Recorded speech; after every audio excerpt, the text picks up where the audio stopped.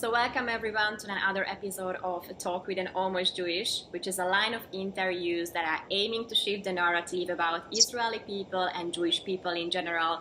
And today I will be talking with a very, very interesting person that I had the pleasure to meet in person the last time I was in Israel. We are going to talk with Mike Cohen, who grew up in Texas, and he can correct me if it's not true, but he is from America. And then through Aliyah, he is now a true Israelite. And he has personal stories. His mother was a Holocaust survivor, so we're going to touch upon that, but more to it later. So Mike, welcome to my show. Thank you very much for joining me today. You have my hair. So when we met, I learned about your mother. And we're going to start with her, if you don't mind, because I think that's going to shed so much light on who you are today also. So your mother is a Hungarian Holocaust survivor, but with a very special story, if I may say so. And there is a children's book that just came out, with her help. So could you tell us a little bit more about that to start with? My mom was born into German-occupied Budapest in what to most people in Europe was the tail end of the war, but to Budapest was the beginning, because the war came very late to Budapest. And the Red Cross set up shelters for children, and my mom was in one of these shelters. Her father had already been taken away by the Hungarian army, and then later on passed over to the Germans. So she was home with her mother, her baby brother, grandparents, and various aunts and uncles, cousins. They lived in the ghetto, and this kindergarten, this protective space, was on the outskirts of the ghetto. They were supposed to be protected there. One day my mother was about 4.5, and she has a temper tantrum and decides that she's not staying in this place because the nurses, nuns are mean to her. So she picks up her doll, and has a conversation, and they decide together that they're going home. And that's what they try to do. 4.5 years old. You have to picture, today Budapest is a modern city, so you could picture any modern city. You come out of an indoor market, and instead of a hustle and bustle of cars, you've got a wall, you've got barbed wire, you've got people, you have shooting in the background, because at this point already we're talking about 1944 and a half, which means the Russians are already on the outskirts of Budapest. Budapest is being bombed by the Russians already. Most of the Germans have run away, and the ones who are left are Hungarians called Nilos, or the Black Arab, who it turns out in retrospect were much worse than the Germans. Many more Jews were killed by domestic Hungarian militias than by the Germans themselves. I know it's hard, Raj, I know, but you asked me to tell the story. And she found her way almost home. And then there's the whole story of how she got lost and how they found her and how they took her back. But when they took her back the next day, my grandmother asked somebody in the market, "Where are all the kids?" And the person said, "What kids?" And she said, "The kids that were in the room over there." She said, "There are no kids. All the kids had been taken to the Danube and shot together with those who kept them. For the last 70 years, it's 74 years, my mother thought she was the only one that survived, because she had a temper tantrum and she took her doll and she left. Over the course of the last 3 years, through my work with communities, just by complete chance, we've discovered 2 others. also with very unique stories of something specific that happened on that day. And it also, one of them helped us capture the story and understand parts of it that my mother as a 4.5-year-old couldn't, because he was already 7.5. So he was older and he remembers more. And it turns out that what happened, his brother was a teenager, and he said, we haven't eaten in 3 days. So his brother took him out to go looking for something to eat. And when they came back, all the kids were gone.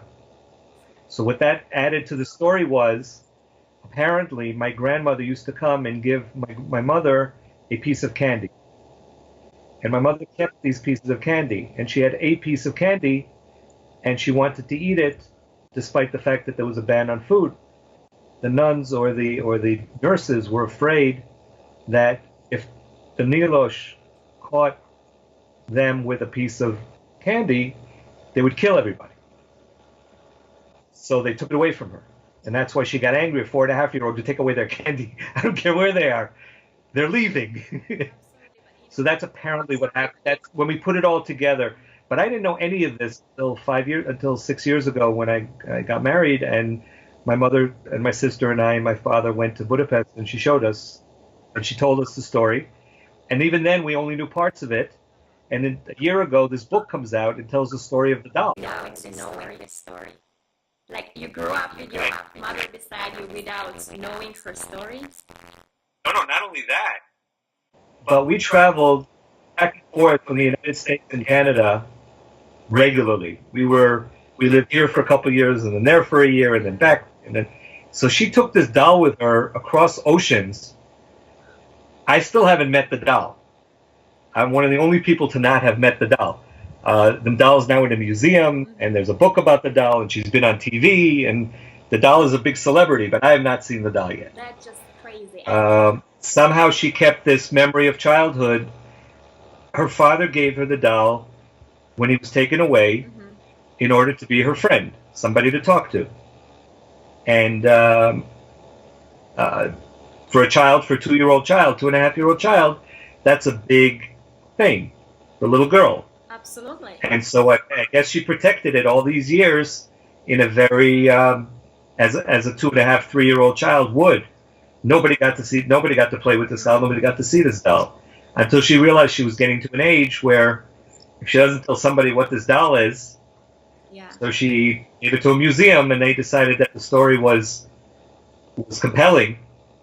In fact, I was in Colorado Springs a couple weeks ago on business, and a very prominent filmmaker there, a Christian filmmaker, said to me, "Michael, we have to make a Broadway show out of this. We have to make some, if not a film out of it. It's a great story." It has not only a great story. My mother said, but it's a great story. It is not only a great story, but it is actually telling us how much the gut feeling is there for kids, because essentially it comes down to a gut feeling, not only a tantrum, So your mom might have felt something. I saw the article, so I know that basically she said that the doll told her to leave and things. But this is eventually a gut feeling. That's the media, by the way. That's the media making story. She claims the doll did not tell her. Okay. She talked to the doll. She had a conversation with the doll. She did not hear the doll speak. Okay. Children speak to inanimate objects.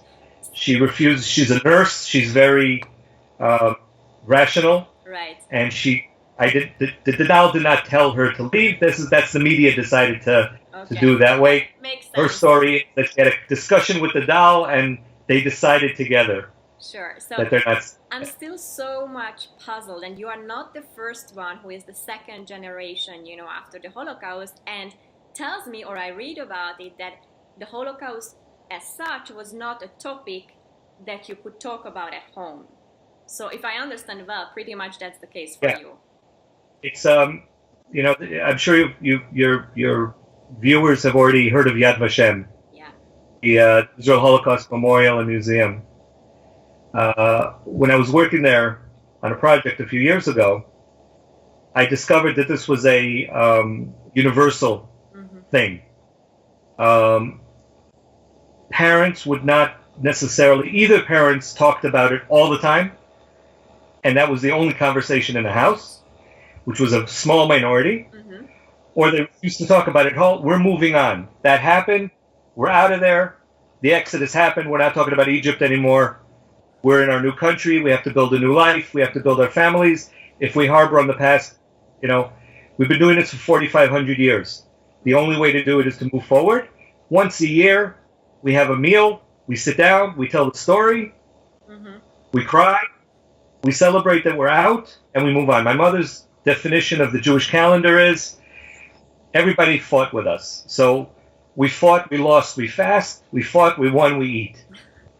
That's my mother's Jewish calendar. Pretty much sums it up. That's it. That's all it is. So what are we eating about today? Or what are we fasting about today? And so I discovered in Yad Vashem that this is universal. Mm-hmm. When did the conversation begin? The conversation began due to two instances. The first instance was the Eichmann trial. Mm-hmm. Trial of Adolf Eichmann that took place here in 1962. My mother happened to have been in Israel at the time as a student, and she was in Jerusalem, and she remembers everything stopped. People just listened to the radio all day long. Remember, there was no TV then. Right. And here, just let's insert something that Ben Gurion was a genius with this act. So people can, say things about Ben Gurion, but his idea of making it public and public awareness around Holocaust, that was genius. Because it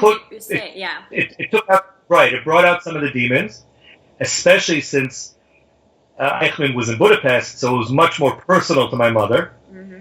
And he was a lowly lieutenant colonel. Everybody in Israel could be a lieutenant colonel. It's not a big deal. He wasn't some big general. Mm-hmm. And the power that he had, and the amount of people he was able to kill, was dramatic. Over 250,000 people in a matter of months. And so that was the first thing that began the conversation. Mm-hmm. Because kids that were in high school, college, soldiers, began to ask. Mm-hmm. And remember, 1962 is only 18 years or even 17 years after the end of the war. Mm-hmm. So 4 years to the day.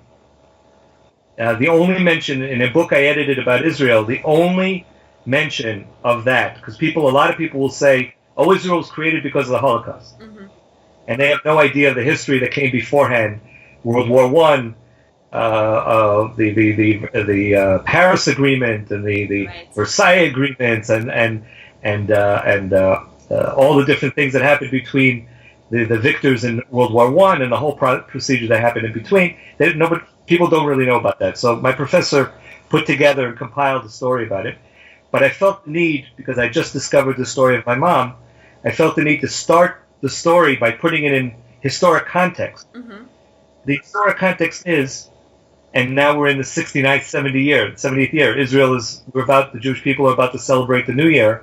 I don't know when this is when you're going to be watching this. After that. But it'll be after the. So we're already in Israel's 70th year, as far as our anniversary is concerned, the celebrations of the 70th year. And so it's 70 years since Israel was established in 1948. And this happened to my mom in the middle of 1944. Mm-hmm. So from the moment Eichmann sent the first train from Budapest towards Auschwitz, 4 years later, which was the beginning of 1944, 4 years later to the day, Eichmann sent the first train on May 15th, 1944. On May 15th, 1948, David Ben-Gurion is standing on a podium in Tel Aviv declaring an independent Jewish state. Right. That doesn't happen because of that. Mm-hmm. It's too short. You can't put together a mechanism of nationhood. You can't put together a military. You can't put together an economy. You can't convince the world. It's too short, even for those who want to say that that's the reason. Absolutely. It's too short. No, I just wrote a paper for my university studies, 22 pages, proving what you were just saying. So, I'm really much digging into this topic, and I agree with you, just too short. And then and 14 years later, Eichmann comes on trial. It's only 14 years after the establishment of the state. Only 16 years after this happened. Right. So it's not, there are murderers that are brought to trial every day that are far more years than that. So it's very fresh. So everybody's listening. Mm-hmm. And the older kids start asking, or the kids that were orphans start asking. That's the first stage. Mm-hmm. The second stage is 20 years later, when these kids start having kids. And that, And when the survivors become grandparents. And the grandchild comes home. This happened with my niece. Mm-hmm. The grandchild goes to Savta, to grandma, and says, "Do you know anybody from the Holocaust?" And the grandmother, my mother, says, "Yeah, me." And the kid says, "What? Yeah. You were? No way." So why? Because the school asked her to write a paper about a family member or somebody they know, interview them about their experiences. Mm-hmm. And the kids begin to learn, the grandchildren. Now, here's the psychology that Yad Vashem came up with. Mm-hmm. Yad Vashem's psychology is we have a tendency to protect our children from any evil. We have a tendency to try and expand the horizons of our grandchildren. Parents will say to the kid, "Don't do that." Grandparents will say, "That's a great, here, I'll give you money to try it." Right. There is something to it. And that's what happened here, apparently, according to Yad Vashem. According to their psychologists, Yeah. the opening up was to the next, not because the grandparents or the survivors felt the need to talk, Mm-hmm. but the kids, the grandchildren, felt the need to hear. How true. And then the kids in the middle, they wait a minute. Right. How come where'd the story come from? Yes, you are How come you really, never really echoing everything that I'm studying, and this is like so interesting. And for an outsider, I would assume that if my parents would have gone through, I would be always questioning, but you are right. You simply couldn't, because also you didn't want to open the wounds. So you felt like guilty, perhaps, so it's like incredibly heavy situations on families for generations to come. It's really something interesting. Thank you for sharing this behind the scenes with me. And now, if you let me, we're gonna focus on you a little bit. So, last time we met, you showed me something incredible in your house. This little nano Bible. And when I just show it, because it is really so tiny.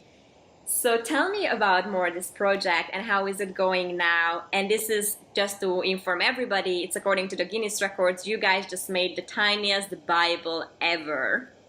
And yeah, I just want to let people know about it. Okay. Let's pretend that you're Moses. Good. And you're standing on the mountaintop. Okay. Right? Okay. Where in the Bible you'd be in Exodus and then in Deuteronomy. Those two places. And you're on the mountaintop. And God gives you 2 tablets. And they break. And then God says to you, "Okay, Moses, you go make your own set of tablets, and I'll write them." So there's a partnership being created between God and man, and it's a teaching tool. Same way as God doesn't the word need. When I go to a store and they say, "What do you need?" I say, "I don't need anything. I would like a Sprite, or I would like a hamburger. I don't need a hamburger. I'd like a hamburger." God doesn't need human beings in order to create another human being. If this entity exists, and if this entity created heaven and earth, then this entity surely doesn't need human beings to plant seeds to grow corn. Doesn't need a human being to meet another human being in order to make a third human being. So there's another question there, why? And I'm not going to get into that.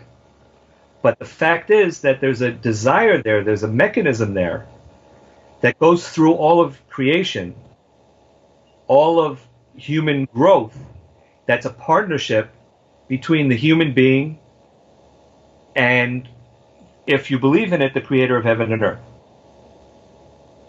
And this creator then reaches down and gives Moses an actual book, which has all kinds of interesting things in it. And that book becomes the most popular book in history, and it's called the Bible. There's also an element, when Israel comes back to the Holy Land as a people in 1948, we were given three things. We weren't given oil. We weren't given diamonds. We weren't given gold. We didn't even have any copper. We had sand and minerals, things. We had a lot of sunlight, and we had a lot of neighbors who encouraged us to use them, because if we didn't use them, we wouldn't exist here. If I'm trying to use a polite euphemism for the people who live around us here in Israel, in the Middle East. So the people that came back began with agriculture. Within a few years, Israelis were teaching the African nations how to use drip water technology to be able to grow things out of a desert, using the sand, the ability, and the sun. And then it became textile, always one step ahead of where the world was going. Now the world is all about high technology. Israel jumped far ahead in the realm of modern technology, and the fascinating thing that most people don't know is that all of modern technology, everything we use today, the cameras we're using to talk to each other, the computers we're using to broadcast this, the microchip we're keeping, the memory chip that is going to keep this on some cloud somewhere that's going to allow somebody else to see us, our rocket ships, our airplanes, our cars, everything is run on little chips, which we call out of silicon. And silicon is made out of what? Sand and light. That's it. Our entire world today runs on sand and light, and human ingenuity. So a gentleman in Tel Aviv said, wait a minute, if I could launch a rocket ship and run the world using these silicon chips, this sand, what if I go back in history and say, let's take the world's most popular book ever, the first book ever printed, the book that the printing press was created in order to, and in my lectures in university, I take my students through a whole week, if not more, of torture, until they realize that print is actually the greatest changer, the greatest, in modern technology, modern world, it's called disruptor. The greatest disruptor is print, greater than anything else. And so he decided, take this book and let me put it on one of these pieces of silicon, because in Deuteronomy 6, God says to the same Moses, take these words and put them upon your heart. Take these words and put them on your arm, on your head, on your doorpost. He's giving a physicality to the words. It's not just emotional and not just spiritual. It has something physical. Right. So by creating something physical, he could have created it much smaller. It's 4.77 by 4.77 millimeters. It is still very and weighs tiny. less than 0.01 grams. Yeah. Okay? You don't have it? No, I don't have it. I just saw it on when we met personally.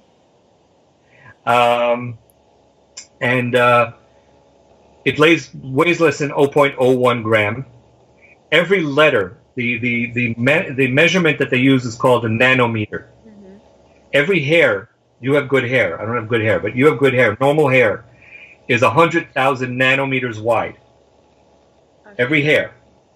Every letter on this Bible is 600. Oh, that's just crazy. You cannot even imagine that. And it took a year and 8 months to figure out. Uh-huh. And if we wanted to put another book on, even though we know how to do it, it would take about 6 months to physically do it. There's a tremendous amount of technology. It's not electronic. It's not ones and zeros. It's an actual printed Bible. The reason he made it 4.77 millimeters, he could have put it on a grain of sand. Mm-hmm. The Technion created one on a grain of sand. Mm-hmm. But that's not A, commercially viable, and B, you can't see it. It's too small. So he took a measurement. If you look at the brooch that you're wearing, mm-hmm. or your earring, any other, it seems that 4.77 millimeters, 5 millimeters is some sort of standard it's size. User-friendly. friendly. Let's say that, user friendly. That fits in things, right? Yeah. It's small enough to be tiny. The word nano only means tiny. That's all it means. And it needed to be tiny, but he wanted it to actually be visible. So people are putting it in brooches. Right. People putting it in rings. People are putting it on. We're working with a company to see if we can put it into a stethoscope. There are all kinds on prayer cards. There are all kinds of different ways, and that way, when people know that they have it with them, people will go like this to a brooch that was given to them by a loved one, or was given to them by somebody who passed away who they remember, and they'll rub it. Or people will rub a rubber ring that they love. Same thing. Here you're adding a component to it. Now, if you see here, it says nano dot. Can you see this? Kind of, yes. Your camera is a bit blurry, but yes. It's nano dot. Yes. So that's all you have to remember. You just go to nano.bible and you can learn a lot more about it. And there are museums who are now making exhibits using it. The museum that's opening up in Washington, the Museum of the Bible that's opening up in November in Washington, D.C., have a big display about it as well. And so what is the long-term plan with this nano Bible? So just really, and also let's emphasize that, because you're talking with a non-Jewish here, that this nano Bible is available both for Christians and both for Jews, right? Right. Well, that's an interesting part of it. We have the Bible, the Hebrew Bible in Hebrew for Jews, and then Christians started saying, well, we want to put it on a cross, or we want to put it on a St. Christopher's medal. And there was a discussion, are we going to put a Hebrew Bible on a symbol that for many years was used to do things such as happened to my mom in that name. And we felt a little, so we had a lot of discussions, and we printed the New Testament in Greek as well, same exact size, so that people who want to put it on a cross or put it on a St. Christopher's medal will have one to use for that as well. The vast majority of people that ask for them ask for a Hebrew Bible in the original Hebrew on a Jewish symbol, or on a neutral symbol like a heart or a bar, or just a square, which is the original one that was created, just a simple square. Most people want the Hebrew Bible on a simple design.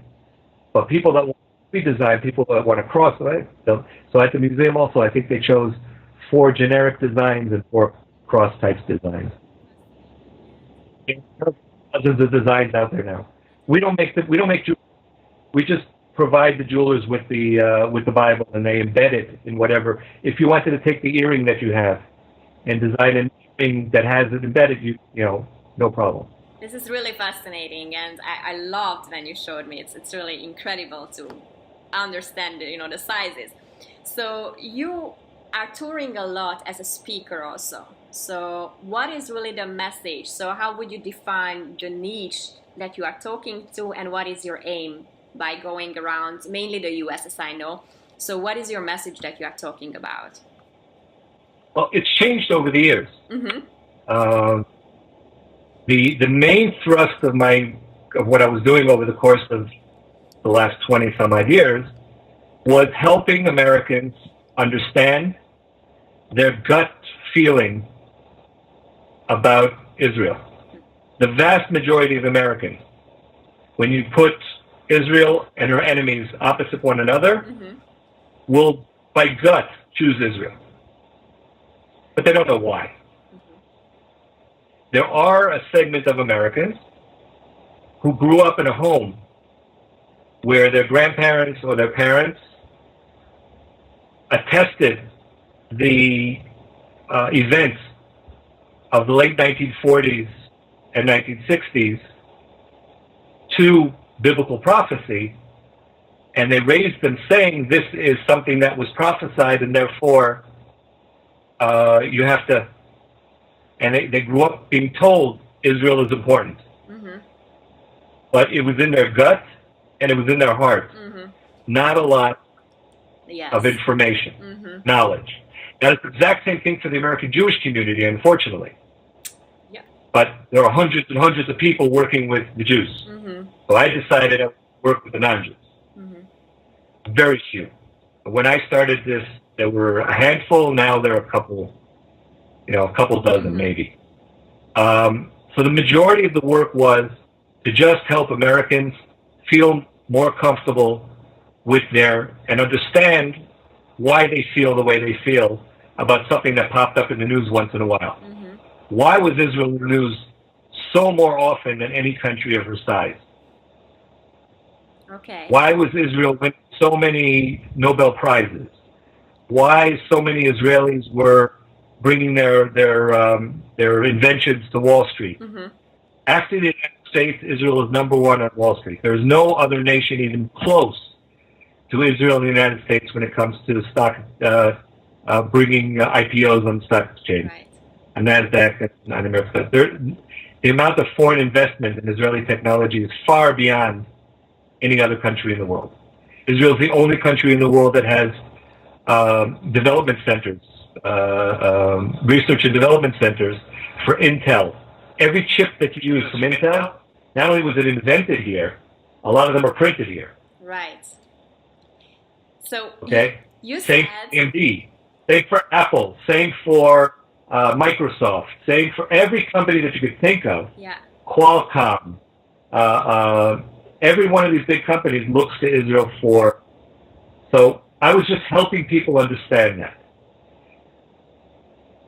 Because now there are so many Christians speaking to Christians about it Mm-hmm. and understanding themselves, I was asked to put something together that would take this little teeny weeny Bible, this nano Bible, and America, and put them together somehow.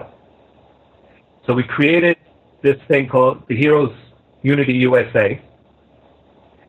We took the tiny Bible, we put it on an American flag pin, and we're using it to create an honor program for the people who serve the American people, for the veterans, for the first responders.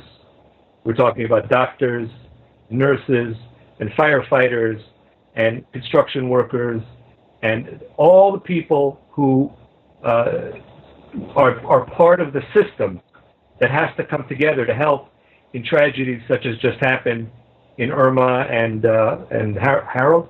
Yeah, I think Is it Harold? Mm-hmm. I should know. A lot of my friends got hit in Houston. I should know. But those two all the people, all the forces that come together to help there, those are the ones we're going county by county, working with the county to give them a new tool to teach the children and teach the next generation that we have to stand up and salute these people. We don't salute a flag, as an inanimate object. We salute a flag because of what it represents. We don't read the Bible as an inanimate object, as a book. We read it because of what it represents. And the vast majority of America, salutes the flag, and when they get elected to office or they become a judge or anything else that they have to swear to, they swear on a Bible. The vast majority of Americans. So by taking those two things and putting them together, when they say, I pledge allegiance to the flag of the United States of America, Mm-hmm. or the republic for which it stands, etc., they're putting a hand on both. Right. Very American. So they we have a Christian partner and Israeli Jewish partners, and we put together to try to bring something to America. And we're hoping that other countries will feel the same and want to do something locally there as well. That is amazing. And before we started to talk, I called you like the liaison between communities, and I think that's pretty much what you are doing in an incredible way, because you also said that, okay, there are so many people talking to the Jews, right? So I see the problem in America now that I live here. So I understand what you are mentioning when my generation Jewish people have no idea really about, Israel and things. But you are right, there are very few organizations who are talking to people like myself, who are non-Jewish, but have this kind of attachment to Israel.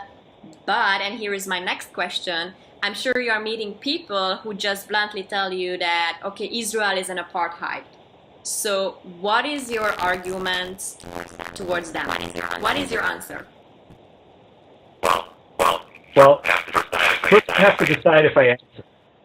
The Jewish response is to answer. The Jewish response comes from the gut, comes from the heart, comes from 4,500 years of dealing with this, and Egyptians and Romans and Greeks and British and Turks and Germans, everybody at some point, Spaniards of course, everybody had their way with us at some point, and we survived it all. And we continue on. So the question is, do I respond? The first question. Do I respond at all? And then I met my Christian friends in America, and they say to me, Michael, you know what a low-lying fruit is? And I said, no, we don't have enough fruit in order to not get the ones from the top. So in the Christian world, we're so many of us, and it's so vast. First try to service.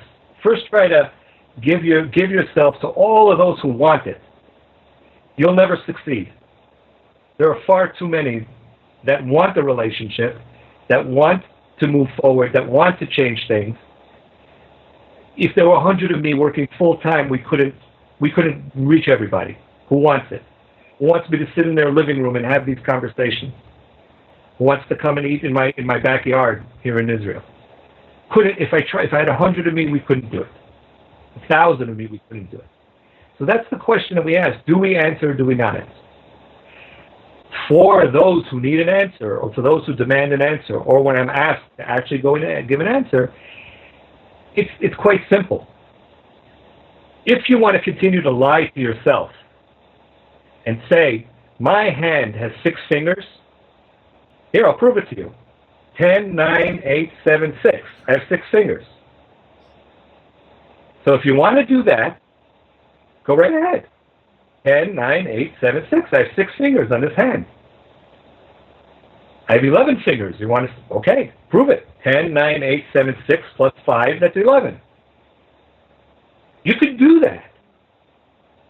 I could prove to you that the most dangerous element in the history of man, in the history of the universe, is air. Do you know why? Every single person, every single flower, every single living thing that existed in history has died within seconds of consuming air. They all consumed air just before they died. So it's twisting around a reality in a way that I want to. So if you want to twist it around, you can. But if you want to look at reality, if you want to look at what is really happening, and you're willing to look at fact as opposed to fiction, if you're willing to look at historical characteristics, at current characteristics, at what's happening on the ground, if you want to have an honest discussion, anyone who has an honest discussion with me goes away going, Right. Most people don't want to have an honest discussion. Most people just want to say, but you're not, but. Yeah. They don't want to actually deal with the facts. They don't actually want to deal with what's happening. No, they don't want to deal with the fact that Israel's made up of people from over 120 different nations around the world. They don't want to, people call it apartheid, don't want to deal with the fact that the only people of color ever taken by a Western nation out of Africa to freedom were the Ethiopian Jews taken out by Israel in the 80s and 90s. Every other person of color taken out of Africa by a person from the West was going not to freedom. Right. The fact that we have Muslims and Christians on our Supreme Court and in our government, and we have a Druze minister now. It's a whole other religion that comes out of Islam. That there are Muslims who serve in the army, and there are Muslims who serve on the court. And is there a political problem? Yes. Was it created by us? If you call us the West, yes. The West created this problem. But the West, the same West that created this problem, created the entire rest of the world after World War I. Right. Hungary and Bulgaria and Greece and Turkey and all of the Arab countries all exist because of those same agreements that helped Israel become a nation after a few years, reborn as a nation after a few years in 1948, but that happened after World War I. Do people have to stop at checkpoints? Of course. Of course they have to check. But do they have to stop at checkpoints and I don't have to stop at checkpoints? No. I have to stop at the same checkpoint. And Do we profile before we make a decision? exactly. Yes, of course. Yeah. Because I want to stay alive. Yeah. Do people suffer unnecessarily because of what's going on? 100%. If it stopped going on, no one would suffer. Mm-hmm. We could create an amazing area here in the Middle East if we work together. And to get into it further, you need a semester. But no one who's protesting, nobody who's demonstrating, nobody who's putting up apartheid walls at university is going any deeper than that. And that's the main problem. They're taking superficial issues, superficial topics, superficial visions, putting them at the top of the agenda and saying that's all there is. Yeah. And they're not looking underneath. When the Titanic hit the iceberg, they saw this part of the iceberg. They didn't see everything that was underneath. That's why the Titanic sank. Exactly. You have to look at the whole picture, not just at the piece you can see at the tip. And yeah, you are And absolutely as the piece, right. Yes, the piece education. at the tip is sometimes ugly and sometimes dirty because of all the oil and other ocean liners that have driven by it. Yeah. But if you look at the snow underneath, it's still white. It's still clean. Yeah. You know, we all come with a kind of background. So, you know, my story, and the viewers are knowing my story also, that I was Eastern European, knowing very little. But I think if there is a little spark of curiosity that once hits you, then you are okay to start digging deeper. And as you said, going, you know, below the top of the iceberg and understanding more. Because I think so many people are feeling that they are morally on the good side of the equation because they see these Palestinian kids on the pictures fabricated and things. So they see a kid and immediately they feel that morally they are on the right side, but they are forgetting to understand the behind the scenes, what's going on, questioning the legitimacy of that picture at all. So it's all about wanting to know more. What happens if you show that picture in all, I know which picture you're talking about, from all 5 crises that it was used. The same picture from Iraq, from Syria, from Lebanon, from Gaza, and from Sudan. The same picture. Okay? If you show that picture, and you can see that it's the same picture, you can see it's the same lady with the same hat carrying the same kid. If you show that to one of these people who yells and screams, they're going to say, that's irrelevant. That's not the point. Because they don't want to engage. Yeah. And that's why the question is, I need people like you to engage because I'm tired of engaging. Right. You know, there's so many people asking for my time, who want my time, and it's overwhelming. Before we let people know how they can get in touch with you to take more of your time, there is one final question I have to you that I'm posing to everybody, and that is simply, what does being Jewish mean to you? That's a very difficult question. Make it quick. I can't give you my answer. I'll give you the answer of the previous president, 2 presidents ago in Israel. A family is a chain. A nation is a chain. We're just one teeny link in a chain. All of our ancestors felt a certain way.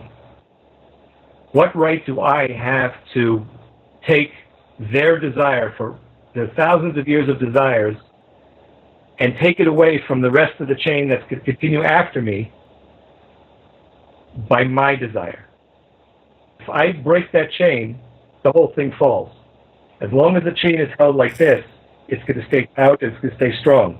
The minute you break it in the middle, both of them fall. So it's the same question for every nation. Why do I want to stay Greek?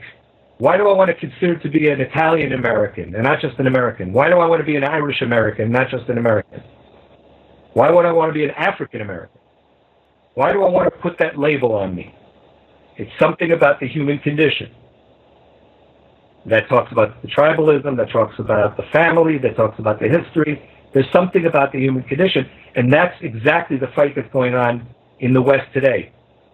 Do we stick to that family tribal history, or do we erase it all and become something that nobody's 100% clear or sure what it'll be? Oh yeah, that's a very scary thing from my point of view, what's going on. That's a whole different conversation with you.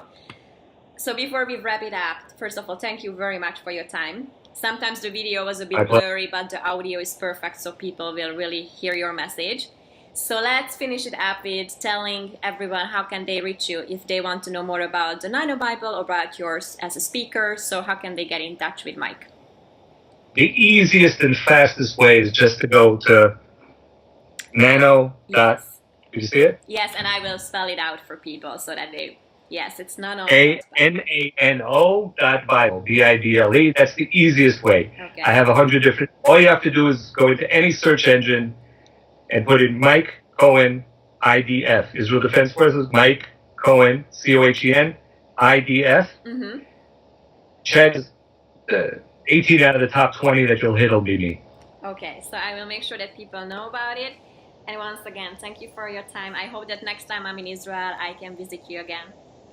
And It would be our honor. Thank you. Shabbat dinner. Thank you so much. And for everybody who is watching this interviews, if you find value in it, please share it, because we want to share the truth and the true face of Israel and the Jewish people. Leitraot, everyone. Thank you. Servus, right?